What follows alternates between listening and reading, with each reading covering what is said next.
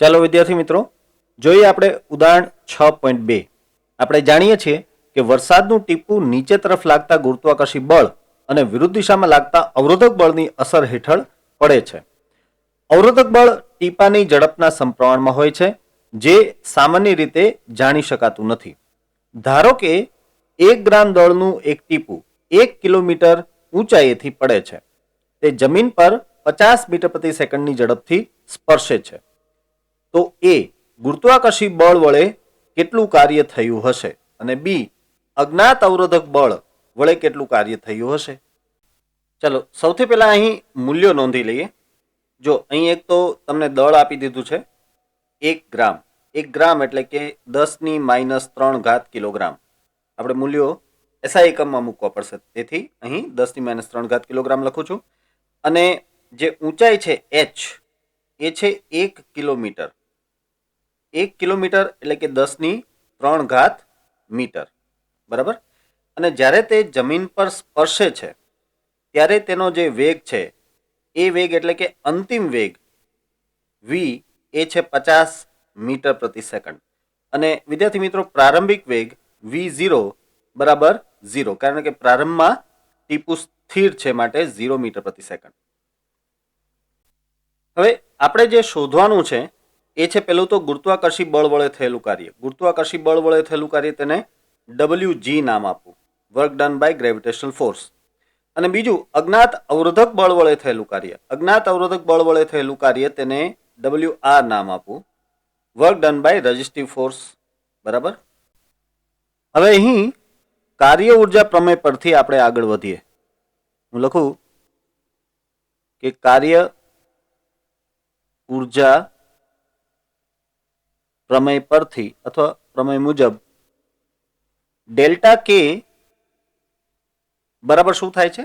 W, બરાબર. Delta કે બરાબર W. પણ અહીં એક નાનો ફેર આવશે. જો અહીં કાર્ય બે થવાના છે, એક તો ગુરુત્વાકર્ષી બળ વડે થાય છે કાર્ય, અને સાથે સાથે અવરોધક બળ વડે પણ કાર્ય થાય છે. એટલે અહીં મારે WG પ્લસ WR લેવા પડશે, બરાબર. સમજો, જો અવરોધક બળ હોય જ નહીં તો આ WR ન આવે, તો માત્ર આવે WG, કારણ કે ત્યારે ગતિ ઉર્જામાં થયેલો ફેરફાર એ ગુરુત્વાકર્ષી બળ વડે થયેલા કાર્ય જેટલો જ હોય. પરંતુ અહીં અવરોધક બળ એ લાગે છે માટે ગુરુત્વાકર્ષી બળ વડે થયેલું કાર્ય પ્લસ અવરોધક બળ વડે થયેલું કાર્ય એ બેનો સરવાળો થશે ગતિ ઉર્જાના ફેરફાર જેટલો. ઠીક છે.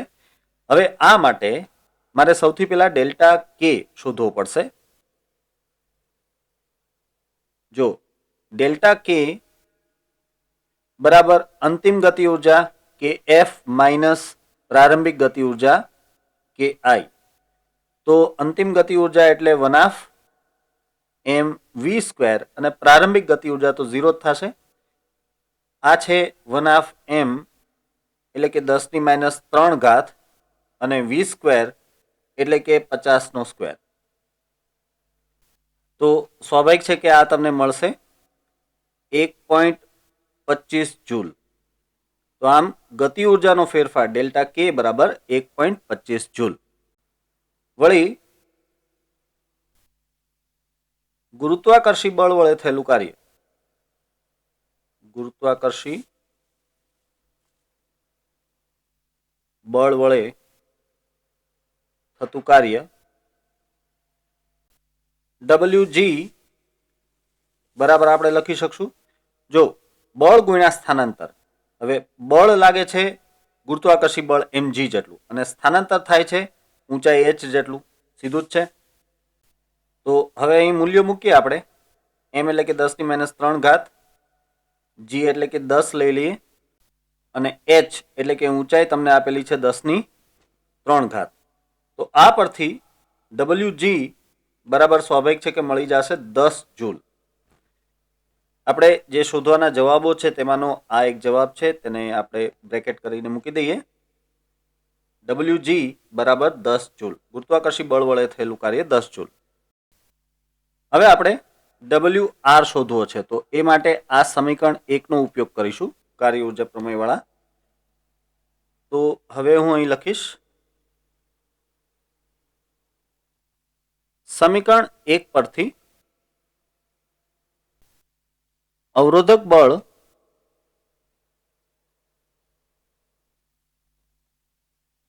વડે થતું કાર્ય, જેને આપણે અત્યારે WR નામ આપેલું છે. WR બરાબર તમે સમીકરણ જોઈ શકો છો, ડેલ્ટા કે માઇનસ WG થશે. હવે ડેલ્ટા કે એ છે 1.25 જૂલ માઇનસ WG એ છે 10 જૂલ, માટે આ તમને મળશે -8.75 જૂલ. બરાબર સમજો, આ WR છે, અવરોધક બળ વડે થયેલું કાર્ય, એ તમને મળી રહ્યું છે -8.75 જૂલ. આ કાર્ય ઋણ છે, કારણ કે અહીં અવરોધક બળ એ સ્થાનાંતરની વિરુદ્ધ દિશામાં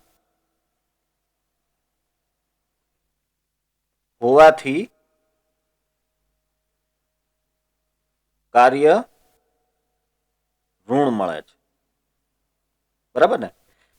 જો ટીપું નીચે તરફ પડી રહ્યું છે એટલે સ્થાનાંતર નીચે તરફ થઈ રહ્યું છે, પણ જે હવાનો અવરોધક બળ લાગે એ તો ગતિની વિરુદ્ધ દિશામાં એટલે કે ઉપર તરફ લાગે ને, એટલે બળ અને સ્થાનાંતર વિરુદ્ધ દિશામાં છે, માટે આ કાર્ય છે એ ઋણ છે. તો આ થઈ ગયો પહેલો જવાબ, ગુરુત્વાકર્ષી બળ વડે થયેલું કાર્ય 10 જૂલ, અને આ થઈ ગયો બીજો જવાબ, અવરોધક બળ વડે થયેલું કાર્ય -8.75 જૂલ. ચલો હવે જોઈએ ઉદાહરણ 6.3. એક સાયકલ સવાર 10 મીટર ઘસડાઈને સ્થિર થાય છે. આ ઘટના દરમિયાન રસ્તા વડે સાયકલ પર લાગતું 200 ન્યૂટન બળ એક ગતિની વિરુદ્ધ દિશામાં લાગે છે. તો એ રસ્તા વડે સાયકલ પર કેટલું કાર્ય થયું હશે, અને બી સાયકલ વડે રસ્તા પર કેટલું કાર્ય થયું હશે. જો વાતને બરાબર સમજી લ્યો, એક સાયકલ સવાર સાયકલ ચલાવતા ચલાવતા રસ્તા ઉપર પડી જાય છે. પડી જાય છે એટલે 10 મીટર સુધી ઘસડાય છે અને ત્યારબાદ સ્થિર થાય છે.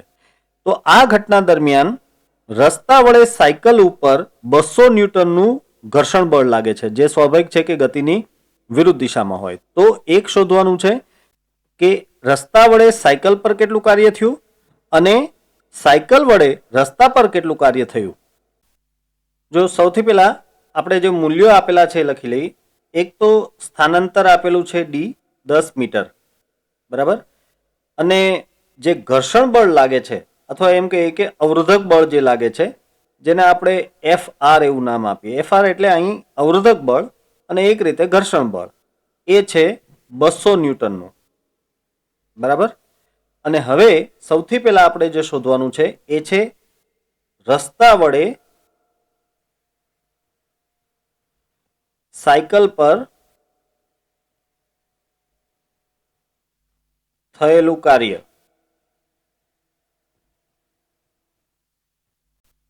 આ કાર્યને આપણે WR નામ આપશું. હવે સૌથી પહેલા એ વિચારવાનું કે રસ્તા વડે સાયકલ ઉપર કયું બળ લાગ્યું હશે. ઓબ્વિયસલી આ બળ એટલે કે અવરોધક બળ અથવા તો ઘર્ષણ બળ FR લાગ્યું હશે, અને સ્થાનાંતર એટલે કે D. હવે આપણે સૂત્ર વાપરવું છે ખરેખર W બરાબર FD cos થીટા, એટલે અહીં આવશે cos થીટા. હવે થીટા એ આવશે 180 ડિગ્રી. સમજો, આ FR એટલે કે અવરોધક બળ અને D એટલે કે સ્થાનાંતર. સ્વાભાવિક છે કે બંને પરસ્પર વિરુદ્ધ દિશામાં જ હોય. હંમેશા અવરોધક બળ ગતિની વિરુદ્ધ દિશામાં હોય અને સ્થાનાંતર ગતિની દિશામાં હોય. તો આ બંને પરસ્પર વિરુદ્ધ દિશામાં હોય એટલે અહીં આવશે cos 180. તો હવે આમાં આપણે કિંમતો મૂકીએ. WR બરાબર FR વિદ્યાર્થી મિત્રો કેટલા છે? 200, અને સ્થાનાંતર છે 10, અને cos 180 તમને ખબર હશે -1 થાય. તો આ થઈ જશે -2000 જૂલ. તો આ રસ્તા વડે સાયકલ પર થયેલું કાર્ય એ છે -2000 જૂલ. આ છે આપણો પહેલો જવાબ. આની સાથે એક બીજી વાત પણ સમજી શકાય. જો કાર્ય ઉર્જા પ્રમેય અનુસાર કાર્ય એ ગતિ ઉર્જાના ફેરફાર ડેલ્ટા કે જેટલો થાય, એટલે કે અહીં ડેલ્ટા કે બરાબર થશે -2000 જૂલ. હવે આનો સીધો અર્થ એ થાય છે કે ગતિ ઉર્જાનો ફેરફાર ઋણ છે, તો ગતિ ઉર્જા ઘટતી હશે. એનો મતલબ કે આ જે કાર્ય થાય છે રસ્તા વડે સાયકલ ઉપર જે કાર્ય થાય છે તે ગતિ ઉર્જામાં ઘટાડો કરે છે. અને તમને રકમમાં પણ કહ્યું છે કે આ સાયકલ ઘસડાઈને સ્થિર થઈ જાય છે, બરાબર. તો એ ગતિ ઉર્જાનો ઘટાડો છે તેમ દર્શાવે છે. હવે લઈએ બીજી બાબત, અને એ છે સાયકલ વડે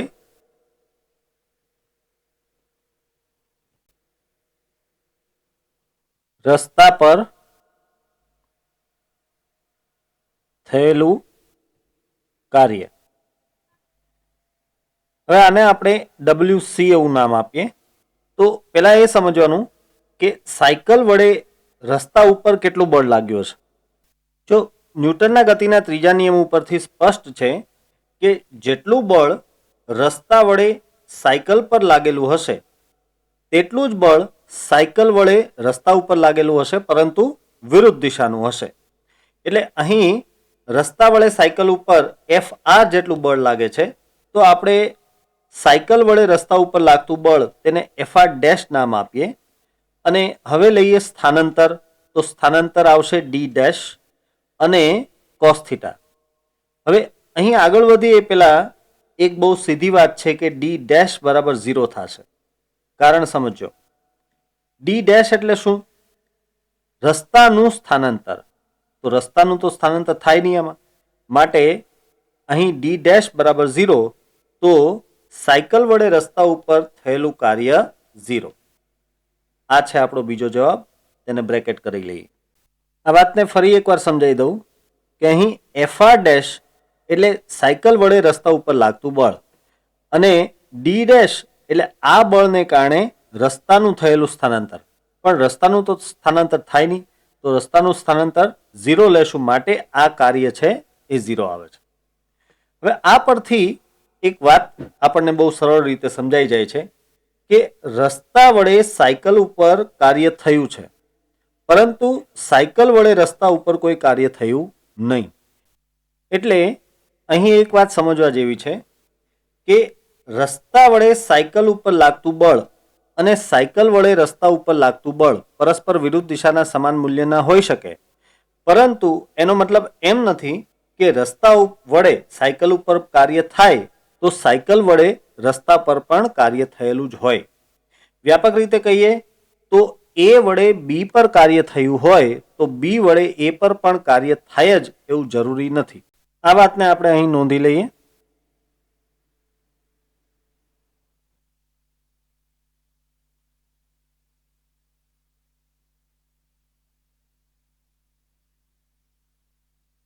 જો આમ A વડે B પર કાર્ય થયું હોય તો B વડે પણ A પર વિરુદ્ધ દિશાનું અને સમાન મૂલ્યનું કાર્ય થાય જ તેવું જરૂરી નથી. ચલો હવે જે ઉદાહરણ 6.4. લશ્કરી કવાયતમાં પોલીસ અધિકારી 50 ગ્રામ દળની બુલેટને 200 મીટર પ્રતિ સેકન્ડની ઝડપે 2 સેન્ટીમીટર જાડાઈના નરમ પાટિયા તરફ છોડે છે. બુલેટ તેની પ્રારંભિક ગતિ ઉર્જાની 10% ઉર્જા સાથે તેમાંથી બહાર નીકળે છે. બહાર નીકળતી બુલેટની ઝડપ કેટલી હશે તે શોધો.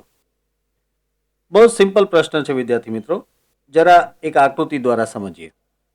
જો અહીં આ એક બુલેટ છે કે જે અત્યારે આ તરફ જઈ રહી છે, એટલે કે આ જે 2 સેન્ટીમીટર જાડાઈનું નરમ પાટિયું છે તેના તરફ જઈ રહી છે.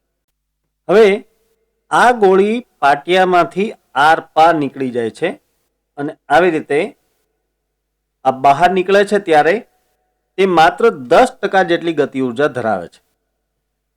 હવે જો સૌથી પહેલા અહીં આ ગોળીની જે પ્રારંભિક ઝડપ છે તેને આપણે VI નામ આપીએ, અને આ પાટિયામાંથી આર પાર નીકળ્યા બાદ તેની જે અંતિમ ઝડપ છે તેને VF નામ આપીએ.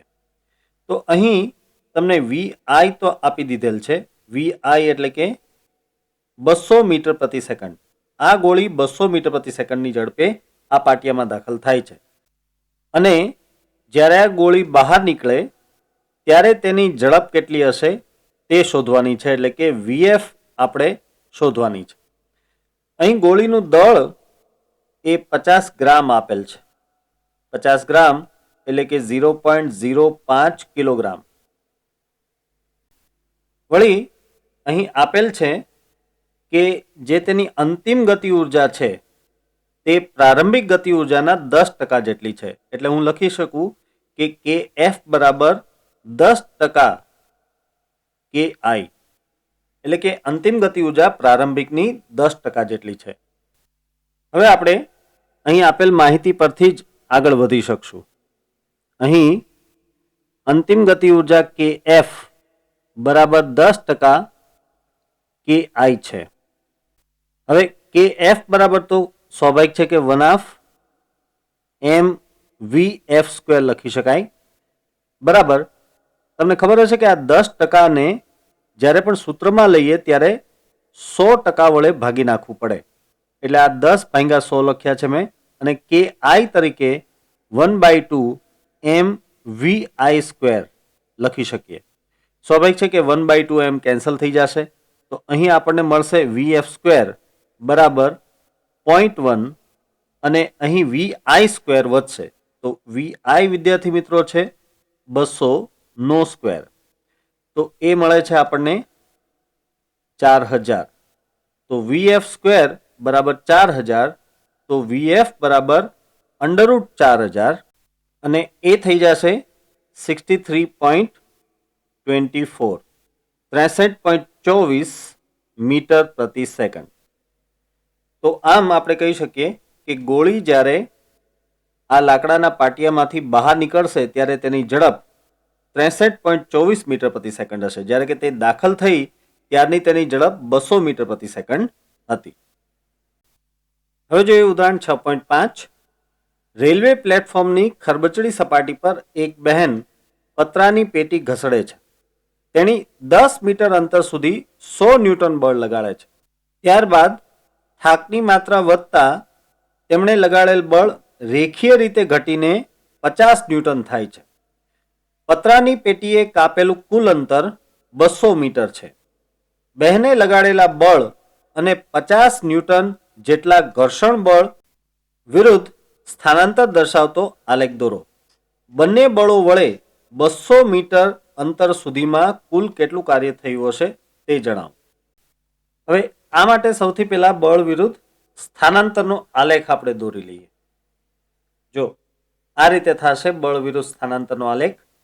અહીં તમે જોઈ શકો છો કે આ અક્ષ ઉપર છે બળ અને આ અક્ષ ઉપર છે સ્થાનાંતર. બળનો એકમ છે ન્યૂટન અને સ્થાનાંતરનો મીટર. અહીં આ ઋણ દિશામાં જે બળ બતાવેલું છે તે સ્વાભાવિક છે કે ઘર્ષણ બળ બનશે. બરાબર. હવે જો સૌથી પહેલા આપણે સમજીએ કે 10 મીટર સુધી, આ 10 મીટર સુધી 100 ન્યૂટનનું બળ લાગેલું છે. એટલે પહેલા તો 10 મીટર સુધી 100 ન્યૂટનનું અચળ બળ છે તે આપણે આવી રીતે દર્શાવી દઈએ. બરાબર, આ છે અત્યારે 10 મીટરને અનુરૂપ 100 ન્યૂટનનું બળ. ત્યારબાદ બાકીના 10 મીટર સુધી આ બળ રેખીય રીતે ઘટીને 50 ન્યૂટન થઈ જાય છે. તો હું અહીં 50 ન્યૂટન પરથી એક પ્રક્ષેપ દોરું અને આ બાકીના 10 મીટર એટલે કે કુલ 20 મીટર સુધી આ બળ રેખીય રીતે ઘટે છે તેમ દર્શાવી દઉં. તો આ થઈ ગયો બળ વિરુદ્ધ સ્થાનાંતરનો આલેખ. હવે એવી જ રીતે ઘર્ષણની વાત કરીએ તો આ 20 મીટર સુધી ઘર્ષણ બળ 50 ન્યૂટન જેટલું વિરુદ્ધ દિશામાં લાગતું રહ્યું હશે. એટલે આપણે તેના માટે 20 મીટર સુધી એક સુરેખ લાઈન દોરી શકીએ. આ આલેખમાં તમે જોઈ શકો છો એમ. તો આ રીતનો આલેખ તૈયાર થશે. હવે આ ઘર્ષણ બળને કારણે જેટલું સ્થાનાંતર થયું છે તેના માટે હું આવી રીતે આ ક્ષેત્રફળમાં લાઈનો દોરી નાખું, કારણ કે આ લાઈનો વડે જ આપણને ખરેખર કાર્ય મળી શકશે. અને એવી રીતે અહીં બાહ્ય બળ વડે જે થયેલું કાર્ય છે તે કાર્ય માટે પણ આ રીતે હું લાઈનો દોરી નાખું. અને સરળતા માટે આ બધા બિંદુઓને કંઈક નામ આપી દઈએ. દાખલા તરીકે અહીં P, Q, R, S, T, U અને આ તો O છે જ. ઉપરાંત અહીં આ બિંદુને વી એવું નામ આપી દઈએ આપણે. બરાબર. હવે સમજો, સૌથી પહેલા આપણે શોધીએ કે બહેને લગાડેલા બળ દ્વારા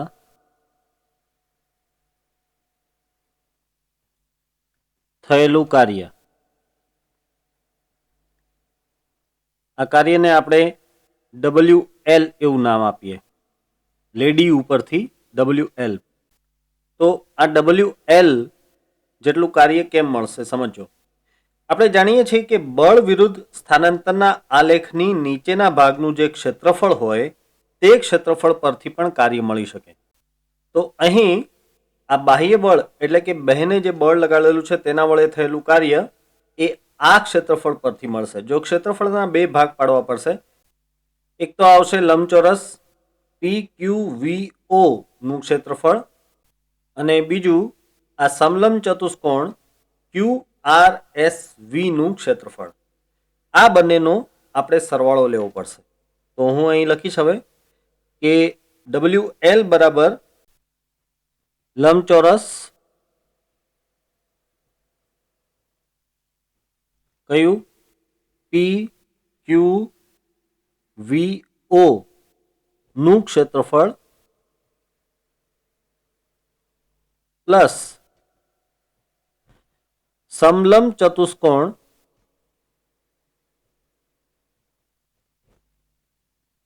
એ કયો QRSV નું ક્ષેત્રફળ.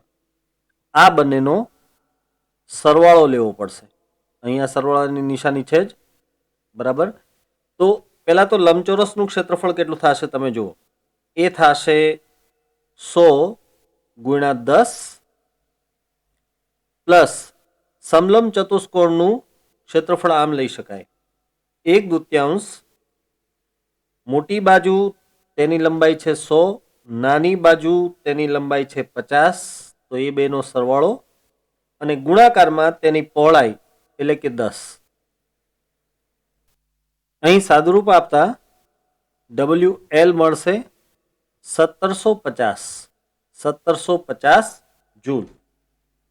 તો આ છે આપણો પહેલો જવાબ કે બહેને લગાડેલા બાહ્ય બળ દ્વારા થયેલું કાર્ય છે 1750 જૂલ. હવે બીજું કાર્ય આપણે શોધીએ, એ છે ઘર્ષણ બળ દ્વારા થયેલું કાર્ય. ઘર્ષણ બળને ફ્રિક્શન કહેવાય, માટે તેના કાર્યને હું W_f નામ આપું, ફ્રિક્શન ઉપરથી સ્મોલ f. અને એ કેટલું થશે સમજો. આ માટે જરા આકૃતિ જુઓ. જો અહીં આકૃતિમાં આ ઘર્ષણ બળ F બરાબર -50 ન્યૂટન દર્શાવેલ છે. બરાબર. અને તે 20 મીટર સુધી કોન્સ્ટન્ટ અચળ રીતે લાગે છે. માટે આ જે ભાગ છે આ ભાગનું ક્ષેત્રફળ એ ઘર્ષણ બળ વડે થયેલું કાર્ય થશે. એટલે મારે લખવું જોઈએ કે ઘર્ષણ બળ વડે થયેલું કાર્ય એટલે કે લંબચોરસ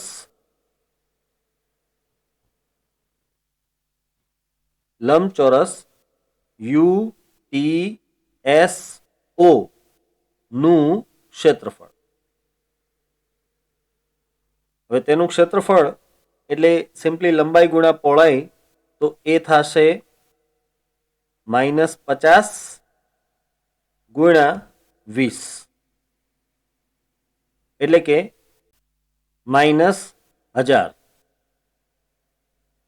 તો આ રીતે WF એટલે કે ઘર્ષણ બળ વડે થયેલું કાર્ય તમને મળશે -1000 જૂલ, જે છે આપણો બીજો જવાબ. તેને પણ બ્રેકેટ કરી લઈએ.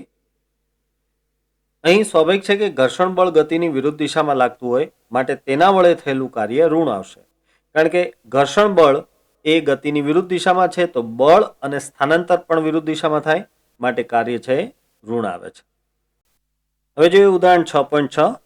સમતલ સપાટી પર Vi બરાબર 2 મીટર પ્રતિ સેકન્ડની ઝડપથી ગતિ કરતો M1 બરાબર 1 કિલોગ્રામ દળનો એક બ્લોક ખરબચડા પટ્ટામાં પ્રવેશે છે, જે x બરાબર 0.1 મીટરથી x બરાબર 2.01 મીટર સુધીનો છે.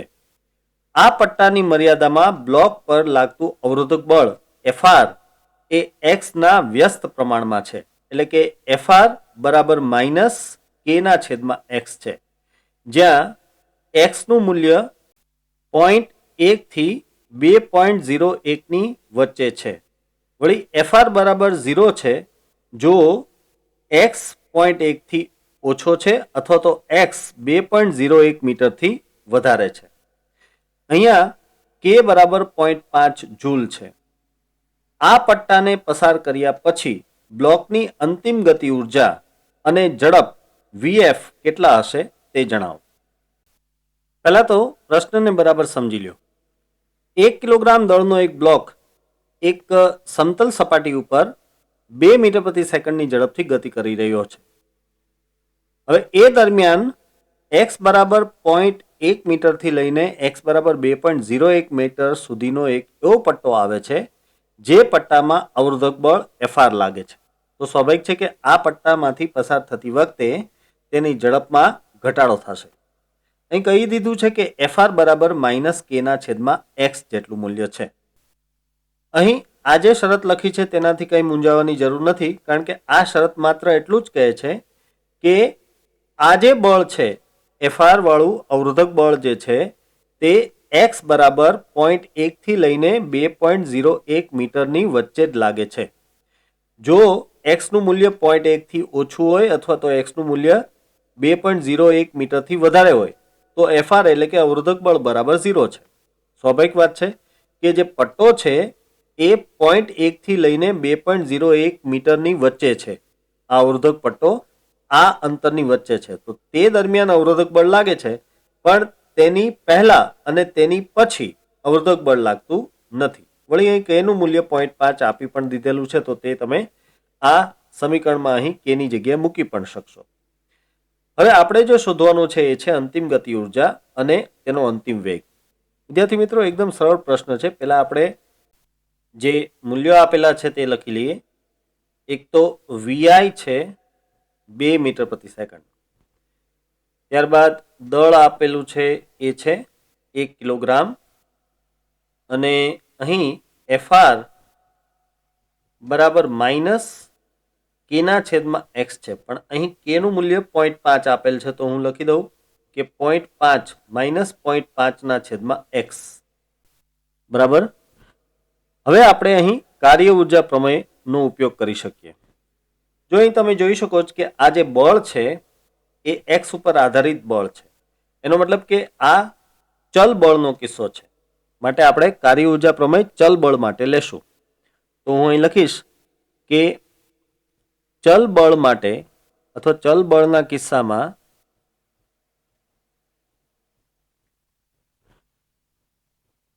કાર્ય ઉર્જા પ્રમેય અનુસાર આપણે kf માઇનસ ki બરાબર integration fx dx from xi to xf આમ લખી શકીએ. આ બીજું કંઈ નથી, કાર્ય ઉર્જા પ્રમેય છે ડેલ્ટા k બરાબર w, પરંતુ અહીં w એટલે કે ચલ બળ વડે થતું કાર્ય, માટે સૂત્ર આ રીતે આવશે. હવે આ પરથી જો આપણે kf ને સૂત્રનો કરતા બનાવીએ તો kf એટલે કે અંતિમ ગતિ ઉર્જા બરાબર થઈ જાય ki પ્લસ અહીં આપણે લખી શકશું xi. હવે જો વિદ્યાર્થી મિત્રો, xi એટલે કે 0.1 અને xf એટલે કે 2.01, અને આ જે fx છે, fx તરીકે ઓલરેડી તમને સૂત્ર આપેલું છે માઇનસ 0.5 ના છેદમાં x અને dx બરાબર. હવે જો ki એટલે કે 1/2 m vi નો સ્ક્વેર માઇનસ આ 0.5 મેં બહાર લઈ લીધા, તો અહીં ઇન્ટિગ્રેશન વધશે, ઇન્ટિગ્રેશન ઓફ 1/x. હવે ઇન્ટિગ્રેશન ઓફ 1/x એટલે થાય ln of x, તો હું અહીં લખીશ ln of x, અને જે લિમિટ્સ છે એ આપેલી છે 0.1 થી 2.01. બરાબર. હવે આગળ કિંમતો મૂકીએ. આ 1/2, આ એમ એટલે દળ છે 1 અને વીઆઈ એ છે 2 નો સ્ક્વેર માઇનસ 0.5 અહીં ln ઓફ 2.01 ના છેદમાં 0.1. વિદ્યાર્થી મિત્રો, આ ln વિશે અથવા તો આ સંકલન વિશે ન સમજાતું હોય તો ખાસ નોંધ કહી દઉં તમને કે આપણી આ ચેનલમાં પ્લે લિસ્ટમાં જઈને બેઝિક મેથેમેટિક્સ ફોર ફિઝિક્સના 4 વિડીયોઝ મૂકેલા છે. એ વિડીયો જોજો, જેમાં સંકલન, વિકલન, આ લોગ, ln એ બધા વિશેની માહિતી પૂરેપૂરી આપેલી છે. ચલો, તો અહીં હવે આગળ વધીએ. એટલે આ થઈ જશે 2 માઇનસ આ થશે 0.5 અને અહીં તમને મળશે ln ઓફ 20.1. હવે આગળ સાદું રૂપ આપીશું આપણે.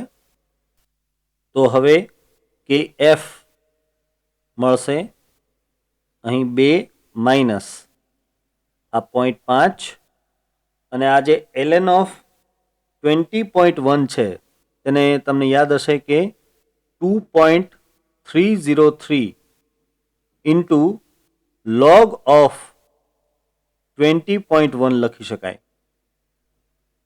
તો આ થઈ જશે 2 માઇનસ 0.5 અને આ છે 2.303 મલ્ટીપ્લાઈડ બાય log 20.1 થશે 1.303. તો આ થશે 2 માઇનસ 0.5 અને આ થઈ જાય છે 3. માટે હવે તમને મળે છે કે એફ બરાબર આ થશે 2 માઇનસ 1.5 એટલે કે 0.5 જૂલ. તો આ રીતે આપણને અંતિમ ગતિ ઉર્જા એ મળી જાય છે 0.5 જૂલ, જે છે આપણો એક જવાબ. હવે આ પરથી જ આપણે અંતિમ ઝડપ પણ શોધી શકીશું. તો એ માટે આપણે લખીએ કે kf બરાબર 1/2 m vf² બરાબર છે 0.5. તો મારે જોઈએ છે vf. તો vf બરાબર લઈ શકાય આ રીતે √ of 2 into 0.5 divide by m. તો આ વિદ્યાર્થી મિત્રો મળી જશે 1 ડિવાઈડ બાય m પણ 1 છે. માટે vf બરાબર મળે છે 1 મીટર પર સેકન્ડ. એટલે કે જે અંતિમ ઝડપ હશે તે 1 મીટર પ્રતિ સેકન્ડની હશે. બરાબર છે. તો આ રીતે ગતિ ઉર્જા પ્રમેયનો જ ઉપયોગ કરીને અને સાથે સાથે તેમાં ચલ બળના કાર્યના સૂત્રોનો ઉપયોગ કરીને આપણે અંતિમ ઝડપ અને સાથે સાથે અંતિમ ગતિ ઉર્જા મેળવી. આ સાથે આ લેક્ચર અહીં આપણે સમાપ્ત કરીએ છીએ અને આ બધા દાખલાઓના પીડીએફની લિંક ડિસ્ક્રિપ્શનમાં મળી જશે, જે તમે ડાઉનલોડ કરીને લખી શકશો.